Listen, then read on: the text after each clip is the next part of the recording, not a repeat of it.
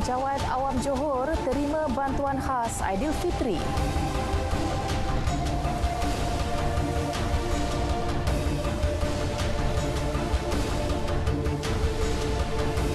Pemansuhan sepenuhnya UPSR terima reaksi positif.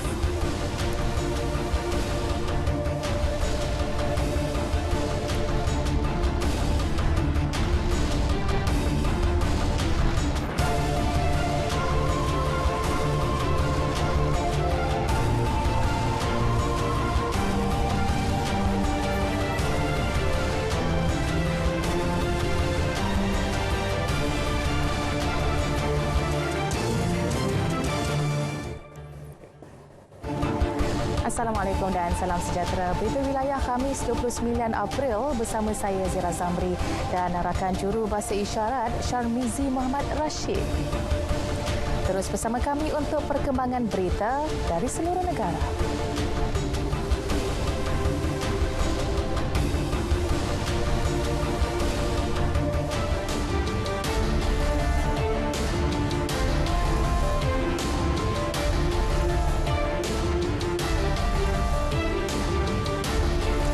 Saudara, lintas langsung negeri-negeri dimulakan dengan JAKIM bersama Ahnaf Abu Bakar yang bersedia di Kompleks Islam Putrajaya. Fokus utamanya pelan peimarahan masjid dan surau secara lebih bersasar di wilayah persekutuan. Seterusnya kita akan ke Sabah bersama Anisia Dolus yang bersedia dengan paparan utama mengenai pelaksanaan PKPB di Sabah bermula hari ini, langkah tepat berdepan penularan COVID-19. Dan akhir sekali kita akan langsung ke Kuching Sarawak bersama Fazril Hisham Afandi yang juga menyentuh langkah menangani jangkitan COVID-19. Tersedia sejam bersama Berita Wilayah.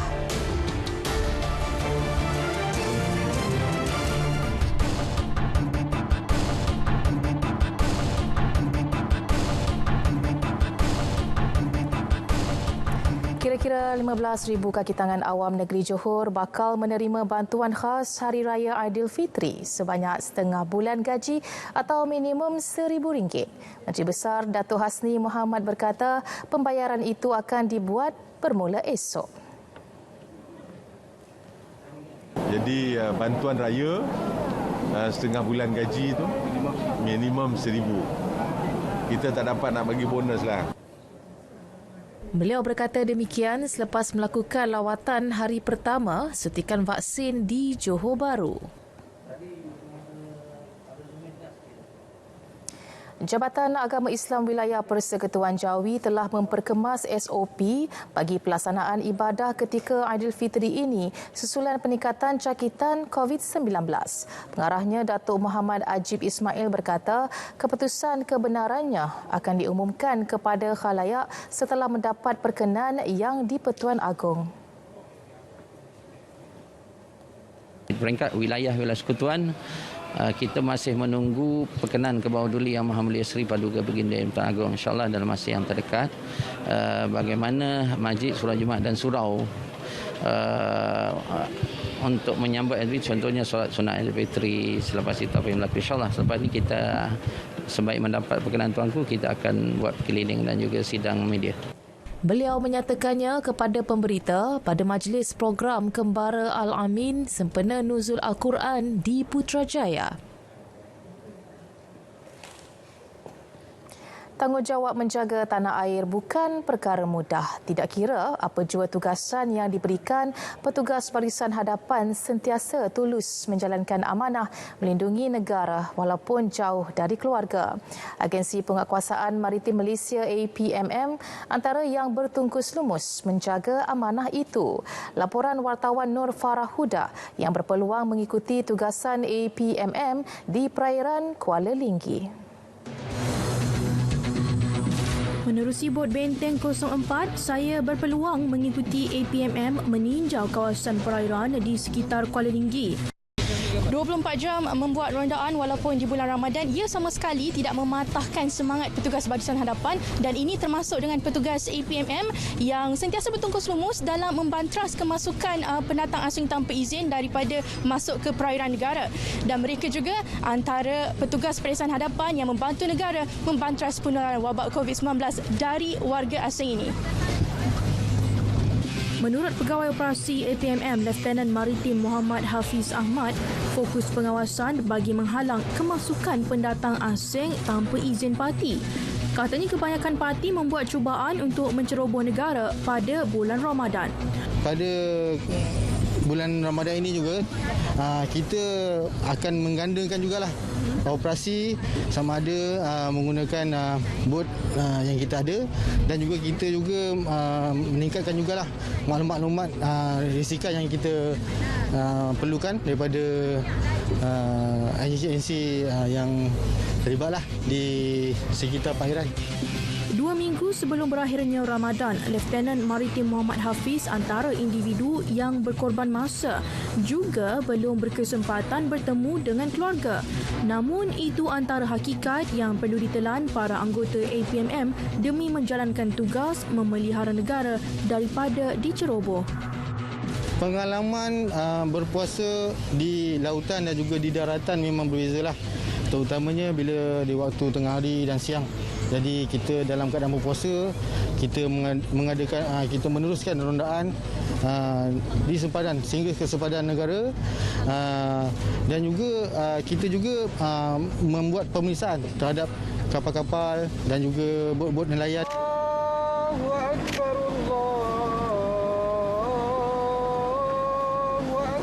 Saya juga berkesempatan bertemu 2 lagi anggota APMM yang hampir 2 tahun tidak dapat menyambut Aidilfitri bersama keluarga kerana tuntutan tugasan. Menurut Laskar Kanan Maritim Muhammad Fikri Rozan, hampir 13 tahun bertugas bersama agensi ini dan 6 tahun bertugas di Melaka, pengalaman berpuasa di lautan menyentuh perasaannya.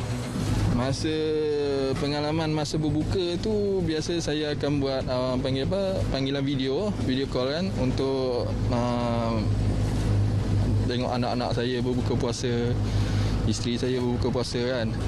Dalam keadaan sekarang ni itu je lah yang mampu kami berhubung. Tapi kalau di laut ni tak semua tempat ada line internet kan. Untuk tahun ni pengalaman berpuasa dengan anak dan isteri saja, tidak bersama mak ayah, keluarga besar yang ada di Sabah lah. Cuma bersama kawan-kawan, jiran dan juga rakan-rakan setugas yang susah senang bersama. Walau apapun kami sebagai barisan hadapan, pandemik ataupun tidak, kami tetap teruskan perjuangan yang belum selesai. Sesungguhnya tidak ramai yang mampu menggalas tugas seperti ini. Hanya mereka yang istimewa, kuat hatinya, kuat cintanya kepada negara, mampu memikulnya. Laporan Farahuda Sahiran, Berita RTM.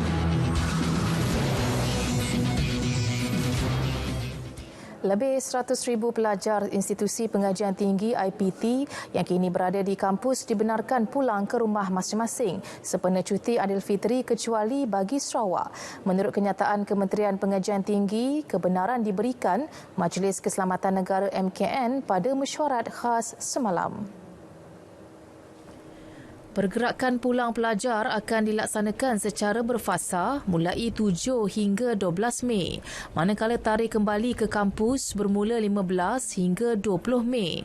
Pihak IPT akan menyediakan surat pelepasan perjalanan rentas negeri atau daerah dan menyelaras tarikh pergerakan pulang ke rumah dan kembali ke kampus bagi setiap pelajar.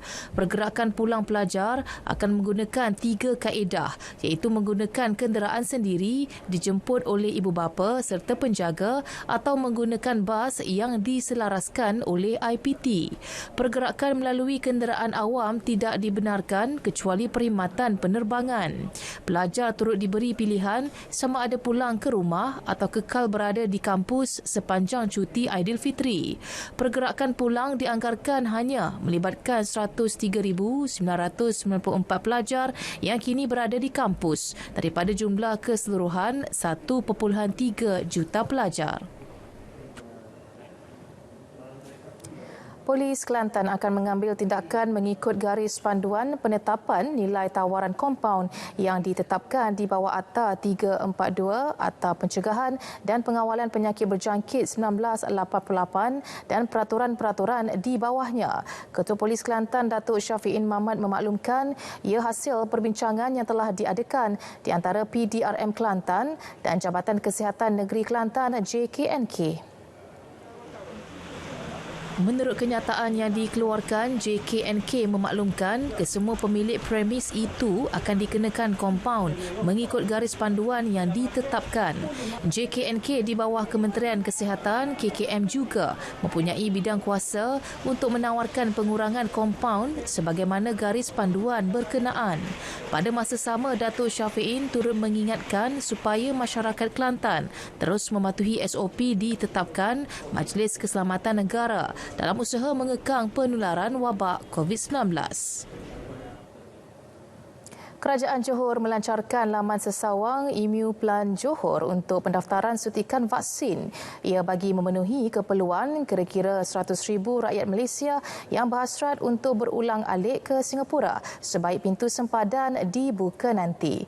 Menteri Besar Datuk Hasni Mohamad berkata, laman sesawang diintegrasikan dengan aplikasi MySejahtera itu turut berfungsi sebagai kaedah saringan bagi menentukan individu yang layak menerima suntikan bagi tujuan tersebut.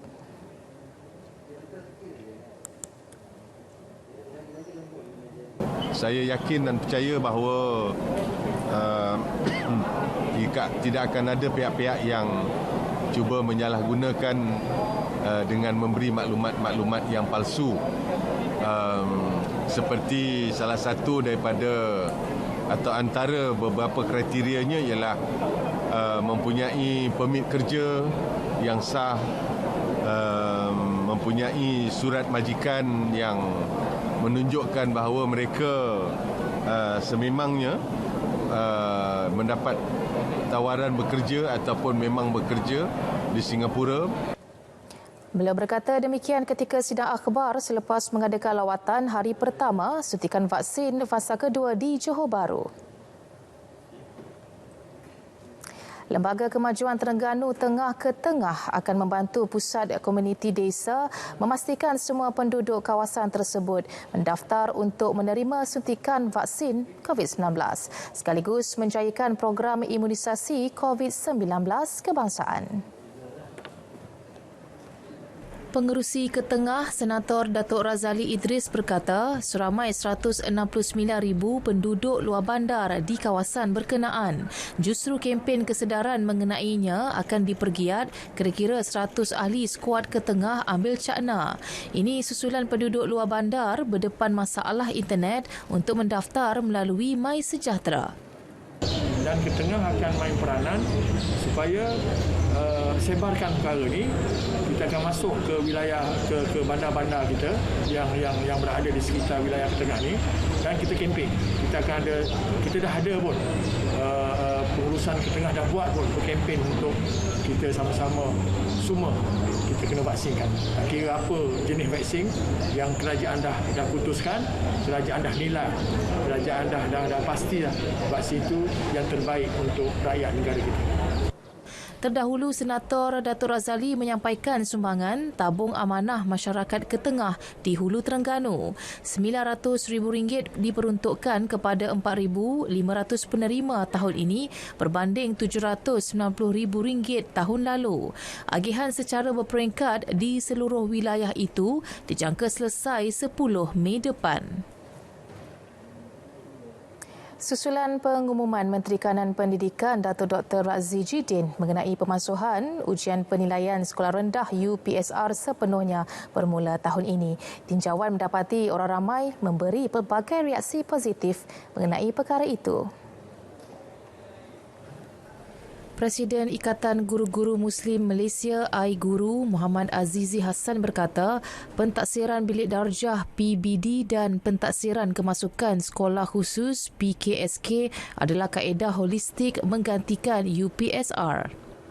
Kita memerlukan satu bentuk pentadsiran yang lebih holistik yang melihat kepada perkembangan dan juga diri pelajar itu sendiri supaya ia memenuhi keperluan jasmani, emosi, rohani dan intelek, dan itulah yang diperlukan dalam falsafah pendidikan kebangsaan untuk melihat kemenjadian murid itu sebagai seorang insan yang akhirnya boleh menyumbang kepada pembangunan negara. Beliau berkata demikian ketika ditemui di Seremban. Wakil Persatuan Ibu Bapa dan Guru PIBG, Cindy Kaur berkata, berikutan sesi pembelajaran secara dalam talian yang meluas, pemasuhan UPSR memudahkan murid mengadaptasi kaedah pembelajaran baharu.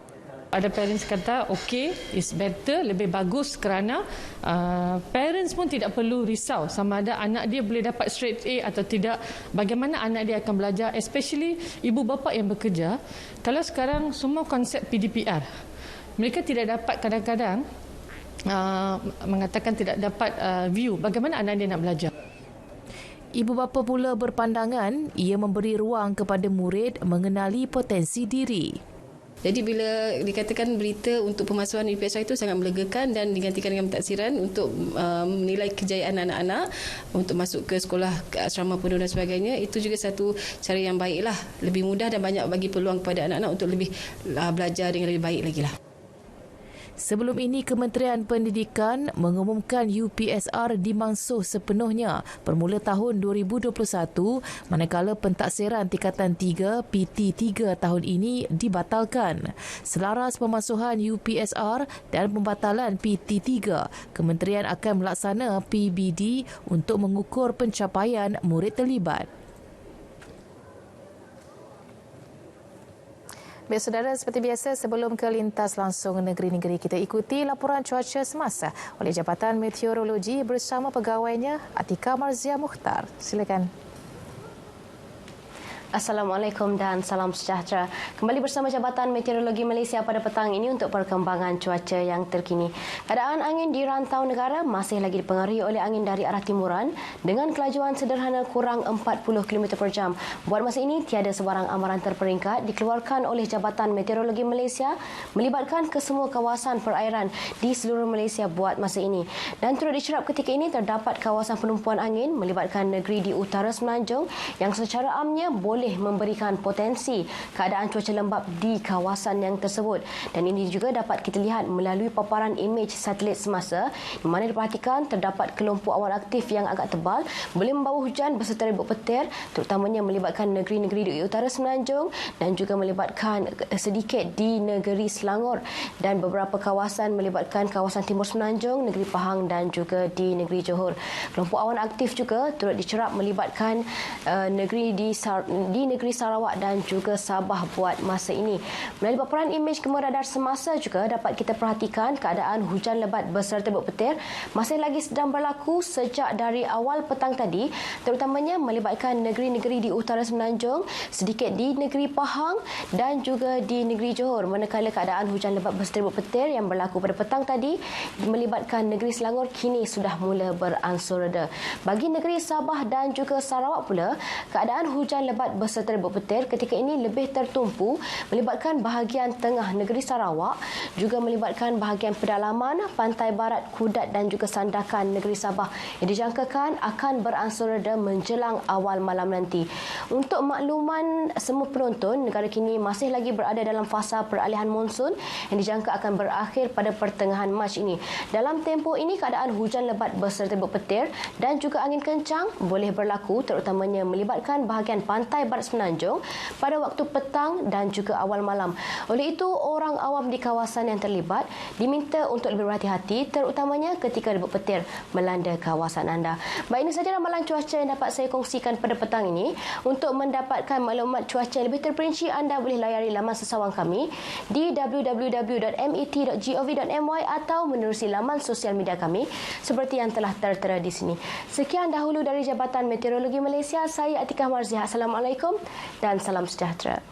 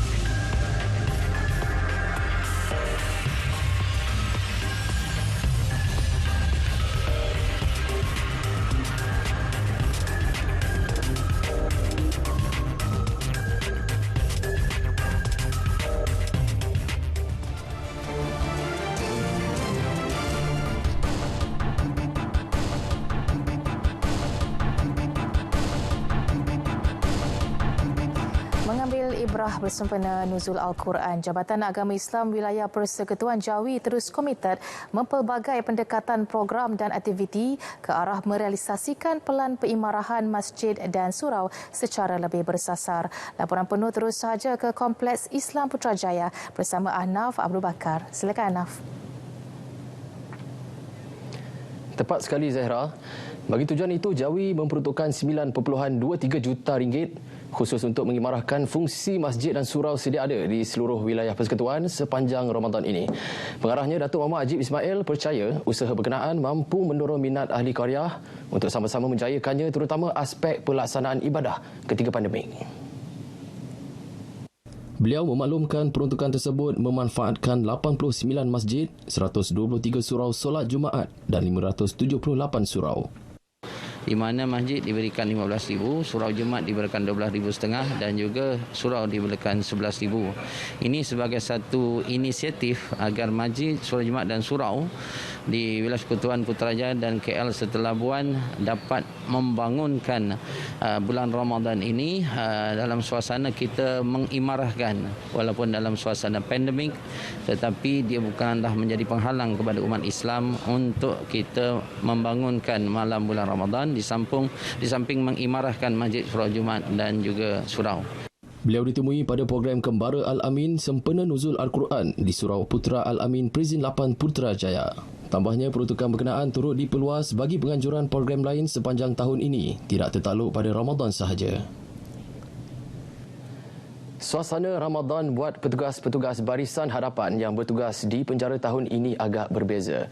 Dalam keadaan pandemik yang tidak menentu, pengurusan penghuni penjara harus lebih berhati-hati bagi mengelak munculnya kluster penjara seperti sebelum ini. Mengambil ibrah peristiwa penting dalam sejarah Islam iaitu peperangan Badar yang berlaku ketika Ramadan, membuktikan amalan berpuasa itu bukan jalan melemahkan perjuangan Barisan Hadapan dalam melawan virus COVID-19. Ikuti laporan wartawan JAKIM Fazrin Zahardin.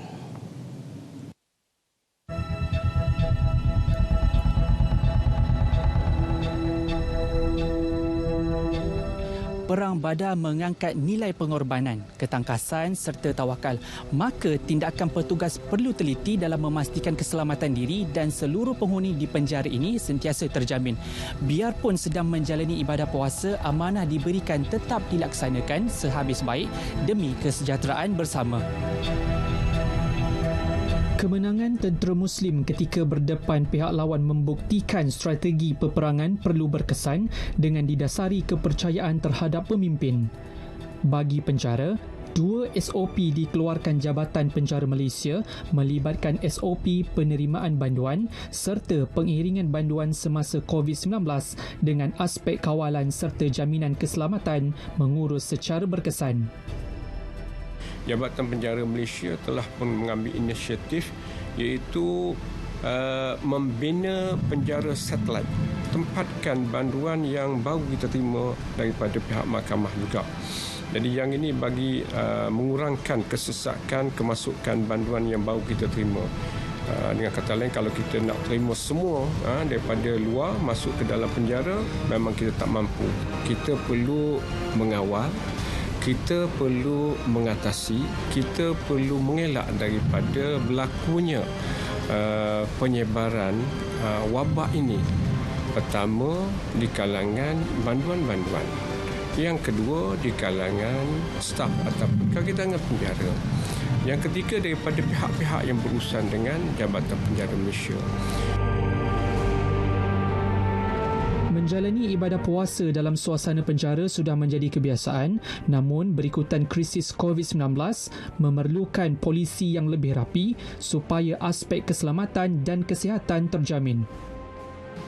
Kerja menguruskan manusia ini memang besar, memang mencabar dan kita menguruskan manusia yang dalam kategorinya boleh dikatakan sebagai manusia yang agak terkeluar daripada landasan nilai-nilai norma kehidupan. Jadi menguruskan mereka memerlukan satu kekuatan, memerlukan suatu semangat, memerlukan suatu kesungguhan dalam pelbagai jenis kategori hukuman, daripada sekecil-kecil hukuman sampailah seberat-berat hukuman. Tapi alhamdulillah kita dapat melaksanakan berdasarkan kepada tugas-tugas peranan-peranan yang kita ikut berdasarkan peraturan-peraturan yang ada. Jadi saya rasa tidak ada masalah. Dan kaki tangan saya dapat melaksanakan tugas mereka dengan baik, dengan berkesan, dengan bersemangat, walaupun cabaran tu tetap ada. Ikhlas merupakan nilai yang mendorong mereka memberi khidmat dan bakti terbaik. Peristiwa peperangan Badar boleh menjadi iktibar untuk umat Islam mencapai kejayaan dengan berpandu piawaian dipamerkan Rasulullah bersama para sahabat ketika berdepan sebarang situasi. Antara ibrahnya tawakal, keutuhan semangat kerjasama dan strategi kehidupan yang rapi antara teras kejayaan buat seluruh umat Islam. Fazrin Zahardin, laporan JAKIM untuk RTM.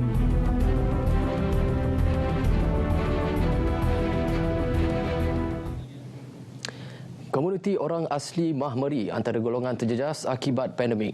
Atas keperluan memeringankan beban mereka, Jabatan Kemajuan Islam Malaysia JAKIM menerusi bahagian dakwahnya menyantuni kelompok berkenaan dengan agihan sumbangan RM10,000. Kita hari ini telah pun sampaikan sumbangan kepada 110 keluarga masyarakat orang asli di kampung Pulau Indah ini, yang rata-rata di kalangan mereka ada yang beragama Islam dan masih lagi belum beragama Islam. Tapi kita bagi kepada semua, walaupun daripada agensi agama, Jabatan Perdana Menteri. Memang daripada setiap program kita laksanakan, kita bagi kepada semua masyarakat tanpa mengira bangsa dan tanpa mengira agama. Menerusi program ramah mesra bahagian dakwah JAKIM bersama komuniti itu, agihan bantuan barangan keperluan asas harian turut diagih selain menyediakan juadah berbuka puasa untuk mereka. Mana tahu anak buah memerlukan lagi warga Islam tu macam-macam dia nak permintaan lah. Sebab apa, kita penduduk sini kerja nelayan. Kalau tak ada penangkapan pun susah juga. Harap-harap Datuk tu tadi bantulah kita orang.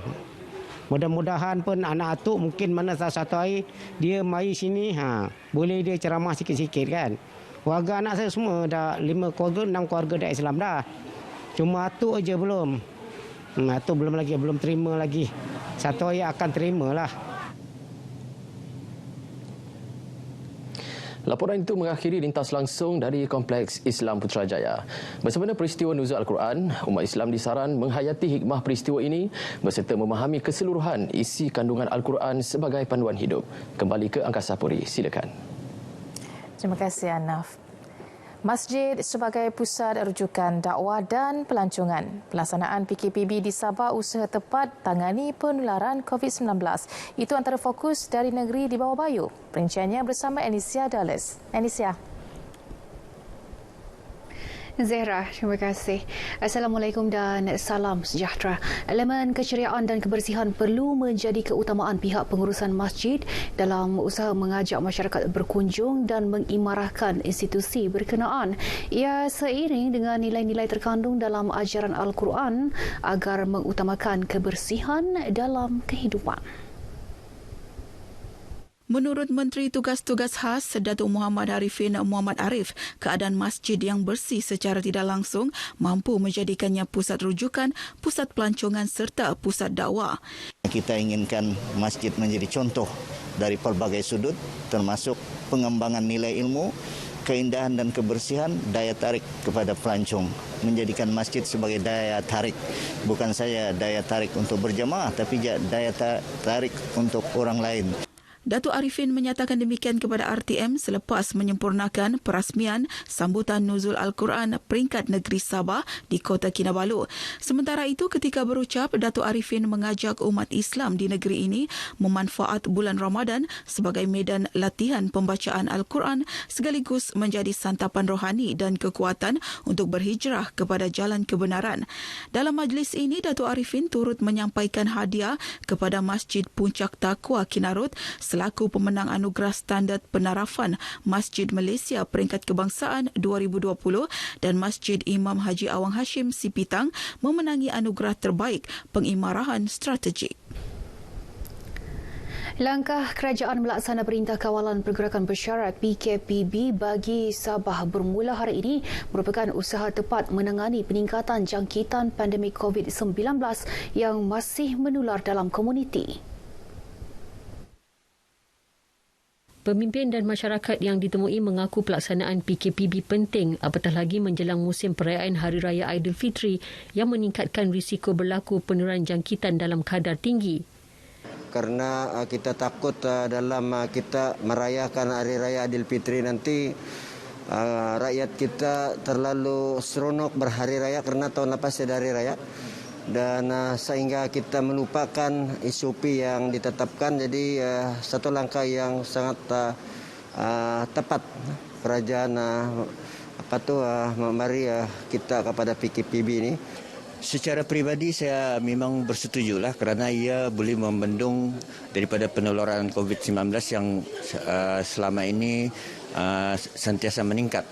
Dan dengan penularan dengan pemantapan ini PKPB kepada PKPB ini ia mungkin boleh membantu. Jadi di minggu yang akan datang ini kita akan menyambut perayaan Hari Raya. Jadi kita khawatir juga peningkatan COVID-19 ini akan bertambah. Jadi dengan adanya PKPB ini dilaksanakan, saya pikir wajarlah. Meskipun PKPB dilaksanakan, Sabah masih mengekalkan syarat pergerakan dan SOP yang dikuatkuasakan ketika PKPB sebelum ini, antaranya kebenaran merentas daerah dalam zon sama. Masyarakat di negeri ini diingatkan sentiasa berhati-hati menjalani rutin harian dalam bulan Ramadan serta menjelang perayaan Hari Raya Aidilfitri. Ia bagi mengelak insiden tidak diingini seperti kebakaran yang banyak dilaporkan kebelakangan ini. Pengarah Bomba dan Penyelamat Negeri Sabah Kamaruzaman Malik Abdullah berkata, kebanyakan kes kebakaran berpunca daripada sikap lalai, leka dan lupa ditambah dengan kesibukan membuat persiapan Ramadan dan menyambut Hari Raya. Hasil kajian Bomba, kita dapati 3L ini adalah punca kebakaran. Yang pertama lalai, L yang kedua leka, L yang ketiga lupa. So lalai, leka, lupa ini adalah punca kepada kebakaran. Jadi kita lebih berhati-hati ketika musim perayaan ini memasak, jangan tinggalkan. Kamaruzaman yang ditemui RTM di Kota Kinabalu menambah, masyarakat juga perlu memastikan sistem pendawaian elektrik rumah berada dalam keadaan baik dan tidak mengubah suai peralatan elektrik sesuka hati. Pengubahan barangan elektrik menyumbang 30% punca kebakaran di negeri ini. Masyarakat diingatkan pendawaian elektrik perlu ditukar selepas 10 hingga 15 tahun oleh pihak bertauliah bagi memastikan ia masih selamat digunakan sekaligus mengelak kejadian tidak diingini. Penjara Pusat Kota Kinabalu dan Penjara Wanita Kota Kinabalu sentiasa mengutamakan keselamatan kaki tangan dan penghuninya termasuk dalam tempoh pandemik ini. Program pemulihan penghuni kini dilaksanakan mengikut norma baharu dengan pematuhan prosedur operasi standard SOP ketat. Pengarah Penjara Sabah dan Wilayah Persekutuan Labuan DSP Nora Musa berkata aktiviti pemulihan dilaksana dalam sel penghuni bagi mengelak berhimpun dalam kumpulan besar. Sehubungan itu, keluarga penghuni di luar tidak perlu bimbang kebajikan dan keselamatan penghuni kerana segala kemudahan disediakan, khususnya rawatan kesihatan. Instead of penghuni itu dikumpulkan, kita yang pergi ke dalam bilik mereka untuk mengajar dan juga untuk memberi kaunseling pun di bilik. Kita seboleh mungkin cuba mengelakkan berlakunya percampuran lah, dan juga kita cuba amalkan seberapa boleh mengikut keadaan dalam penjara itu SOP yang berkaitan. DSP Nora bercakap kepada RTM di Penjara Pusat Kota Kinabalu. Katanya pergerakan penghuni juga dihadkan kecuali bagi kes kecemasan seperti mendapatkan rawatan hospital dan menghadiri kes mahkamah. Bagi menangani kesan psikologi dihadapi penghuni, pegawai penjara juga dilatih menjadi pemudah cara proses pemulihan mengikut tata cara yang betul. Setiap institusi penjara turut menempatkan pegawai kebajikan masyarakat bagi menjaga aspek kebajikan penghuni dan keluarga yang ditinggalkan. Masalah gangguan bekalan air beberapa kawasan di daerah Papar, antaranya Pantai Manis, Kampung Baru Kelatuan, Lubang Batu dan Ulu Kimanis beransur pulih. Menurut Pengarah Jabatan Air Sabah Insinyur Edward Lingkapo, 2 loji rawatan air LRA iaitu loji EWSS dan loji Limbahau kembali beroperasi setelah kandungan klorida dalam air mentah menunjukkan bacaan di bawah 80 mg per liter selain kenaikan paras air sungai. Punca gangguan sebelum ini adalah disebabkan kandungan klorida yang tinggi di muka sauk loji EWSS dan Limbahau selain sebuah lagi LRA iaitu loji Logopon mengalami penurunan kadar pengeluaran air berikutan paras air rendah. Insinyur Edward yang dihubungi RTM memaklumkan pihaknya telah mengambil langkah proaktif membina benteng sementara untuk meningkatkan paras air mentah di loji Logopon dan menghantar bantuan bekalan air ke kawasan terjejas. Kini ketiga-tiga loji berkenaan mampu membekalkan 54.6 juta liter air sehari berbanding 50.5 juta liter sebelum ini. Penduduk yang ditemui RTM di Papar memberitahu mereka terpaksa menadah air dan membeli air mineral untuk kegunaan harian. Seperti biasa kalau macam sekarang ni, yang saya bilang kalau tak ada air paling-paling kami simpan dalam kurang lebih kalau 3 baldi itu tidak tahu berapa liter lah. Baldi besar-besar juga lah macam tu. Kalau air pipe tiada terpaksa lah. Kadang pergi beli mineral water di kedai gitu. Mineral water besar-besar, kasih stok lah untuk beberapa hari punya. Begitu saja cara dia. Bekalan air beberapa kawasan di Papar terganggu apabila tiba musim kemarau berikutan paras air sungai Cetek dan air laut masuk ke dalam sungai. Jabatan Air Sabah mengingatkan pengguna agar menggunakan air secara berhemah dan mengelak pembaziran. Baik, sekian perkembangan dari Sabah. Patuhi arahan pihak berkuasa, elak jadi penyumbang penularan jangkitan COVID-19. Kita kembali bersama Zehra. Silakan Zehra. Terima kasih, Nisia. Seterusnya, Sarawak tolak vaksin AstraZeneca untuk program imunisasi COVID-19 negeri dan sambutan nuzul Al-Quran dilaksana dalam norma baharu. Perinciannya langsung bersama Fazril Hisham Afandi di Kuching. Silakan. Terima kasih Zehra. Assalamualaikum dan salam hormat. Sarawak menolak tawaran untuk menerima vaksin kontroversi AstraZeneca untuk digunakan di bawah program imunisasi COVID-19 kebangsaan di negeri ini. Tanpa menyatakan sebab spesifik, Menteri Kerajaan Tempatan dan Perumahan Profesor Datuk Seri Dr. Sim Kui Hian berkata mereka yang mahu mendapatkan suntikan vaksin AstraZeneca boleh berbuat demikian di pusat pemberian vaksin PPV khas di Selangor dan Kuala Lumpur. Datuk Seri Dr. Sim menyatakan demikian pada hantaran di Facebooknya bagi mengulas tawaran Menteri Penyelaras Program Imunisasi COVID-19 Kebangsaan Hairi Jamaluddin pada Rabu berkaitan penawaran vaksin AstraZeneca kepada Sarawak. Ia dibuat berikutan kebimbangan Sarawak akan mengadakan pilihan raya umum Dewan Undangan Negeri selain untuk mempercepatkan program imunisasi sebelum Ogos ini. Hairi Jamaluddin juga dilaporkan berkata hanya AstraZeneca sahaja diberi di PPV khas ekoran kebimbangan terhadap vaksin itu yang mungkin menyebabkan darah beku. Tiada kegusaran terhadap vaksin lain iaitu Pfizer-BioNTech dan Sinovac dan kedua-dua vaksin itu akan terus diguna pakai di PPV lain.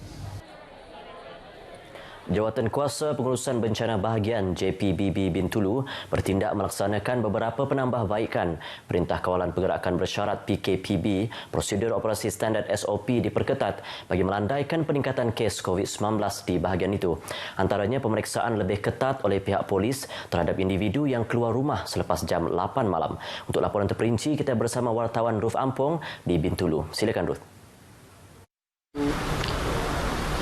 Terima kasih rakan penyampai di studio. Salam hormat, salam Ramadan. Berikutan peningkatan kes COVID-19 di Bintulu sejak kebelakangan ini, Jawatan Kuasa Pengurusan Bencana Bahagian Bintulu telah mengambil langkah memperketatkan SOP pergerakan penduduk di Bintulu bagi mengekang penularan COVID-19 ini.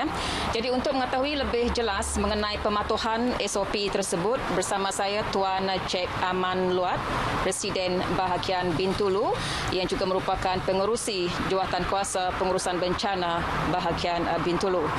Tuan, boleh jelaskan mengenai kawalan pergerakan yang dibenarkan sehingga jam 8 malam sebab ramai yang masih tidak memahami SOP tersebut. Okey. Pihak DDMC telah pun mengenakan syarat iaitu tidak membenarkan mereka untuk keluar selepas jam 8 malam. Jadi ia merupakan satu peraturan yang di mana bagi mereka dalam essential service dan sebagainya, mereka perlu untuk berikan surat daripada majikan bagi mereka yang menyatakan bahawa mereka bekerja ataupun on shift duty dan sebagainya.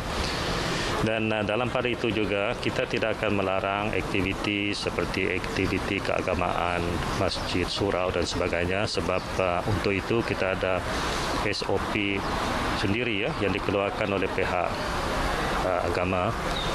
Jadi mereka masih dapat melakukan aktiviti berkenaan walaupun setakat jam 8 malam farmasi di bahagian kita masih lagi buka juga. Jadi bagi emergency service dan bagi mereka yang memerlukan rawatan dan sebagainya, jadi mereka dibenarkanlah berada di untuk keluar selepas jam 8 malam lah. Jadi ia bukan merupakan curfew dan sebagainya lah. Ia cuma untuk kita mengurangkan pergerakan selepas jam 8 malam, di mana kita nampak sebelum ini ada beberapa aktiviti sosial yang dibuat di taman-taman perumahan, di rumah-rumah sewa dan sebagainya. Jadi kita ingin put a stop sebenarnya untuk mengurangkan aktiviti ataupun untuk tidak membenarkan aktiviti sosial ini berlaku selepas jam 8 malam. Baik, yang akhir ni Tuan, nasihat Tuan kepada penduduk terutamanya masyarakat Bintulu. Jadi yang penting adalah saya sarankanlah nasihat saya kepada semua, terutama mereka yang bermastautin di Bintulu, agar to follow as straight as possible untuk mematuhi SOP yang telah pernah kita buat. Itu demi kebaikan kita bersama sebab tujuannya adalah untuk kita menghapuskan penularan COVID-19 dalam bahagian kita. Baik, terima kasih Tuan atas perkongsian itu tadi. Jadi saudara, bersama-samalah kita mengekang penularan COVID-19 ini. Patuhi SOP, lindungi diri, lindungi semua. Kembali pada rakan penyampai di studio. Silakan. Pengorbanan para petugas barisan hadapan di negeri ini dalam memerangi pandemik COVID-19 terus dihargai. Di Bintulu, 4 anak syarikat Petronas tampil menghulur sumbangan berupa pelitup separuh muka, pensanitasi tangan, kelengkapan pelindungan diri PPE serta barangan makanan kepada petugas barisan hadapan di daerah itu. Antara anak syarikat itu ialah ASEAN Bintulu Fertilizer Sdn Bhd, Kumpulan Syarikat Malaysia LNG dan Petronas Carigali Bintulu. Simbolik sumbangan disampaikan Pengurus Besar Kanan Bahagian Gas Sarawak PCSB Peter Majid kepada Residen Bahagian Bintulu yang juga Pengerusi Jawatankuasa Pengurusan Bencana Bahagian Bintulu Cik Aman Luat. Today donation is for various party.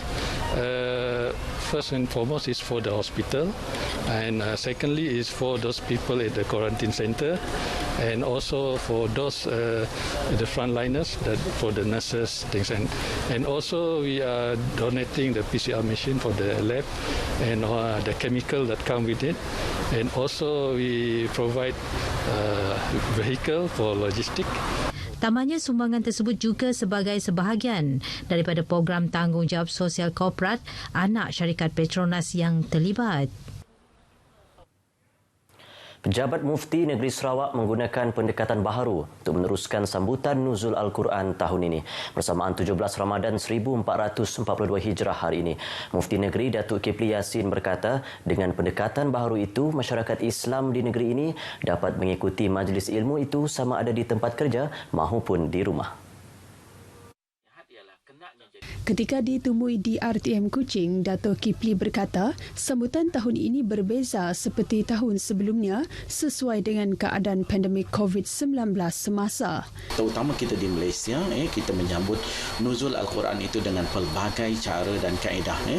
Biasanya kita akan mengadakan sesuatu yang penting ialah tentang majlis ilmu tentang Nuzul Al-Quran itu sendiri dalam keadaan pandemik pada tahun ini dan juga tahun sebelum ini pun kita tidak banyak dari sudut bersemuka ataupun pertemuan dari sudut fizikal, maka kita adakan majlis-majlis ilmu itu kebanyakannya adalah di alam maya. Sementara itu, majlis ceramah khas bersempena sambutan Nuzul Al-Quran tahun ini disiarkan di Facebook Unit Komunikasi Awam Sarawak UKAS dan YouTube UKAS Channel. Sementara itu, Majlis Nuzul Al-Quran peringkat daerah Limbang disambut sederhana dengan pemantauan Prosedur Operasi Standard SOP yang ditetapkan. Antara pengisiannya, solat isyak dan tarawih secara berjemaah, ceramah dan penyerahan sumbangan prihatin Ramadan yang disampaikan Wakil Residen bahagian Limbang Haji Sebi Haji Abang kepada 40 orang penerima. Kira-kira 50 orang hadir dalam sambutan tersebut yang diadakan di Masjid Janatul Firdaus. Sekian berita dari Sarawak. Kita kembali bersama Zehra di Angkasa Putih. Silakan. Terima kasih Fazril. Baik sukan, misi memburu slot ke Sukan Olimpik 2020 dilihat makin suntuk bagi pemain badminton beregu campuran bebas Goh Sun Huat, Shevan Lai Jimmy. Ia susulan kesukaran menyertai kejohanan besar dalam tempoh tidak sampai 3 bulan menjelang tamasya di Tokyo. Lebih menyukarkan pasangan tersebut apabila terbuka India 2021 serta beberapa kejohanan terakhir bagi mengutip mata kelayakan ke Olimpik ditunda disebabkan peningkatan kes COVID-19. Biarpun berdepan situasi tersebut, namun mereka kekal optimis dengan sasaran kini terarah kepada terbuka Malaysia dan terbuka Singapura dalam misi menempa slot ke Tokyo. Menurut Shevan, dia dan pasangannya wajar memanfaatkan peluang menyertai dua kejohanan tersebut dengan sebaiknya sekaligus menjadi peluang terakhir buat mereka. Terbuka Malaysia dijadualkan dari 25 hingga 30 Mei, manakala terbuka Singapura pula akan berlangsung dari 1 hingga 6 Jun. Pasangan Sun Huat Shevan mengharungi musim 2021 yang agak sukar setakat ini.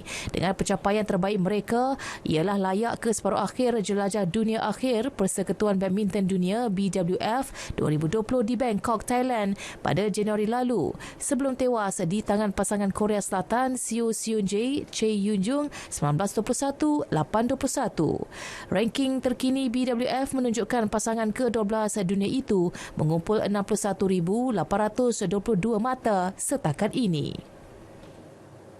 Jersey edisi terhad pasukan Suhas EVOS kini mula menjadi tumpuan bukan sahaja daripada peminat tempatan, malah juga dari Indonesia dan Singapura. Ya, susulan prestasi cemerlang dipamerkan pasukan itu pada saingan Liga Profesional Mobile Legends Malaysia musim ke-7. Pegawai Pemasaran Suhas Grup Sdn Bhd Zulkarnain Muhammad Yusof berkata, jersey baharu pasukan Suhas EVOS itu menerima respon positif daripada peminat e-sukan apabila lebih 1,000 helai telah terjual dalam tempoh kurang seminggu. Menurut Zulkarnain, stok jersey yang dimiliki itu telah habis dijual namun masih terdapat permintaan tinggi daripada peminat mereka. Mulanya kita tak menjangkakan yang kita mendapat sambutan begini sekali sebab kita sedar kita tim baru lagi dalam industri e-sport dan kita pun tim yang first time masuk dalam MPL. Jadi kita tak menjangkakan lah kita dapat sambutan sampai begini sekali. Sekarang Alhamdulillah kita dah lebih kurang 1,000 lebih helai juga kita dah terjual jersey kita. Sambutan hangat daripada penjualan jersey tersebut dilihat dapat menyuntik semangat para pemain Suhas Evos untuk mengekalkan tahap prestasi terbaik dalam harungi baki saingan Liga. Pasukan Suhas Evos bakal bertemu Steel Moving Under Gunfire dan Orange Esport bagi melengkapkan baki saingan Liga sebelum kepusingan kalah mati. Bukan sahaja berjaya menyantuni golongan sasar, program Jelajah Ramadan Mutiara FM juga membawa jenama RTM ketika mendekati golongan terlibat. Laporan Hamizah Mansur.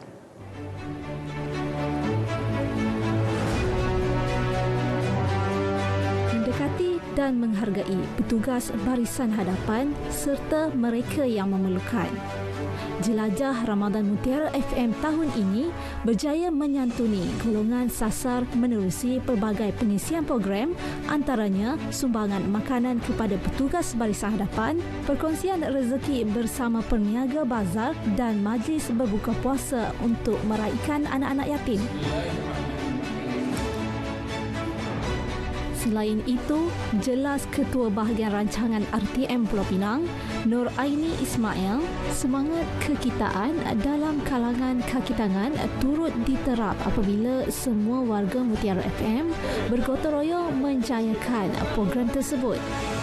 Impak ataupun kesan daripada penganjuran program ini iaitu program Jelajah Ramadan ini menunjukkan RTM, khususnya RTM Pulau Pinang merupakan satu jabatan yang sangat syakna kepada masyarakat dan juga komuniti di sekitarnya.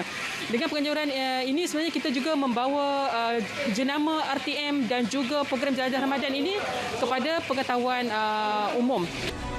Menurutnya, usaha ini bertepatan dengan cogan kata RTM terus unggul apabila lebih ramai warga RTM turun padang mendekati golongan sasar. Berbesar hatilah menerima sumbangan, tak kira lah daripada siapa yang menunjukkan bahawa sebagai agensi kerajaan, badan-badan bukan kerajaan, NGO dan sebagainya sentiasa mengenang dan mengingati jasa-jasa ataupun pengorbanan yang dilakukan oleh frontliner-frontliner yang ada, yang sedang bertugas, yang telah menjalankan tugas dan akan terus bertugas di hari yang mulia nanti. Adanya sokongan beginilah maka dapat Persekutuan Kebajikan Anak Yatim Islam Pulau Pinang mentadbirkan kedua-dua wisma yatim ini bukan sahaja dari segi memberi makan, minum, tetapi juga yang kita pentingkan kita dapat melahirkan anak-anak yatim ini sebagai anak yang memberi faedah kepada masyarakat dan juga negara pada masa hadapan. Program yang berlangsung semalam bermula pukul 9 pagi hingga 8 malam itu turut mendapat kerjasama Pening Port Sdn Bhd.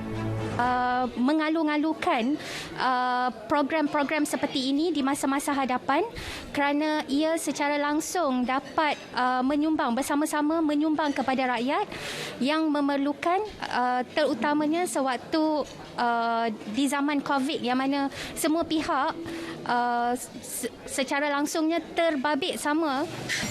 Memberi meskipun kecil, besar nilainya di sisi Yang Maha Pencipta. Program Jelajah Ramadan Mutiara FM pada tahun ini mensasarkan golongan daripada pelbagai latar belakang masyarakat di Pulau Pinang. Hamizah Mansur, Berita RTM. Baik, saudara, berita wilayah berakhir di sini. Terus patuhi SOP pencegahan COVID-19. Lindung diri, lindung semua. Selamat menyambut Nuzul Al-Quran. Saya Zara Zamri. Assalamualaikum dan kita jumpa lagi.